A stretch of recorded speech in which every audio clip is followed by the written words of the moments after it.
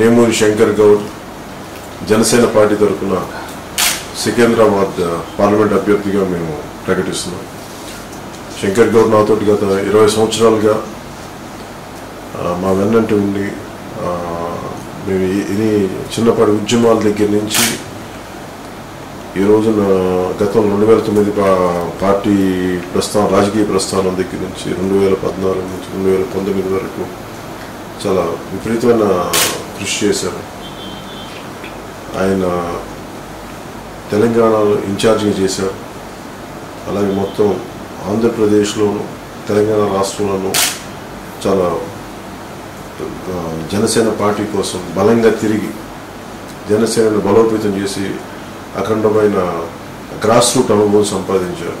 గతంలో ఆయన ఒక చిన్నపాటి బీజేపీలో కార్యవర్గ సభ్యుడిగా స్టార్ట్ చేసిన ఆయన ఈ రోజున తెలంగాణ ఇన్ఛార్జిగా ఉండి జనసేన పార్టీకి, అలాగే ఈ రోజున వారు సికింద్రాబాద్ పార్లమెంట్ జనసేన అభ్యర్థిగా ఉండడం నాకు నిజంగా చాలా ఆనందం కలిగిస్తుంది.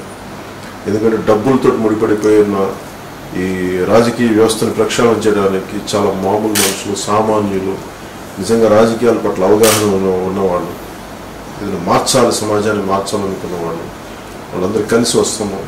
మా వంతు కృషి మేము చేస్తున్నాం. అలాగే తెలంగాణకు సంబంధించి తెలంగాణ యువతకు సంబంధించి మాకు చాలా బలమైన ఆశయాలు ఉన్నాయి, ఆలోచనలు ఉన్నాయి. కాకపోతే దురదృష్టవశాత్తు ముందే ఎలక్షన్స్ అయిపోవడం, అప్పటికి రెడీ అవ్వలేకపోవడం వల్ల మేము అసెంబ్లీ స్థానాల్లో పోటీ చేయలేకపోయాం. కానీ అట్లీస్ట్ పార్లమెంట్ వరకు మా వంతు ప్రయత్నం మేము చేస్తాము. అందుకని మా అభ్యర్థులుగా మహేందర్ రెడ్డి గారిని, అలాగే నేమూరి శంకర్ గౌడ్ గారిని సికింద్రాబాద్ పార్లమెంట్ అభ్యర్థిగా మాకు ప్రకటించడం నిజంగా నాకు వ్యక్తిగతంగా నాకు చాలా ఇష్టమైన వ్యక్తులు, జనసేన పార్టీకి అండగా నిలబడ్డ వ్యక్తులు.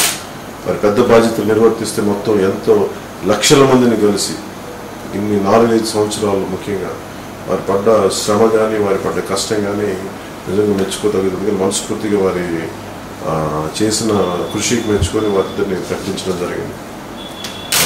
వారి కష్టపడి తెలంగాణకి ఏమేమి కావాలి, తెలంగాణకి ఏమేం చేయాలి, ప్రజలతో మమేకమై ప్రజలకు అండగా ఉండవలసిందిగా కోరుకుంటున్నాను. Best wishes. Thank you.